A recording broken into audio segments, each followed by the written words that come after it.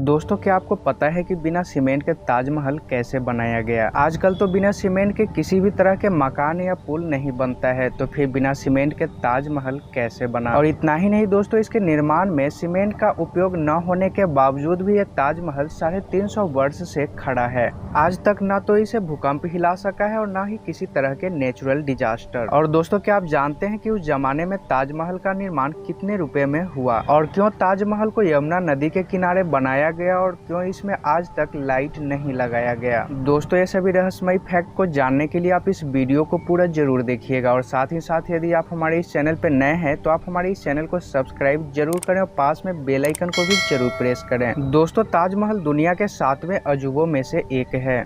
इस अजूबे को देखने के लिए हर साल लाखों लाख की संख्या में लोग पूरे देश दुनिया से आते हैं। आप तो इसके इतिहास के बारे में जानते होंगे कि कैसे शाहजहां ने अपने बेगम मुमताज महल के लिए इतने बड़े महल का निर्माण करवाया। शाहजहां ने अपनी बेगम मुमताज महल के मृत्यु के बाद उसके याद में इस खूबसूरत ताजमहल का निर्माण करवाया। लेकिन दोस्तों, ये बिना सीमेंट के इतना बड़ा महल कैसे खड़ा हो गया? जबकि सीमेंट का आविष्कार 1824 में जोसेफ एस्पेडिन नाम के एक इंटेलिजेंट इंसान ने किया था, जो कि इंग्लैंड में रहते थे और इन्होंने ही दुनिया का सबसे बड़ा कंपनी का निर्माण किया जिसका नाम था पोर्टलैंड सीमेंट। दोस्तों, ताजमहल का कंस्ट्रक्शन 1631 ईस्वी में शुरू हुआ और 1648 ईस्वी में जाकर खत्म हुआ, जबकि इसका निर्माण बिना सीमेंट के ही किया गया। और सबसे खास बात तो यह है कि आज तक इसमें खरोंच तक भी नहीं लगी है। दरअसल दोस्तों, सीमेंट के निर्माण से पहले आर्किटेक्टर एक खास तरह के पेस्ट का उपयोग करते थे। इस तरह के पेस्ट का निर्माण बहुत सारे केमिकलों को मिलाकर किया जाता था। यदि ताजमहल के कंस्ट्रक्शन की बात करें तो इसमें कई प्रकार के छोटे छोटे पत्थर जैसे कि अकीक,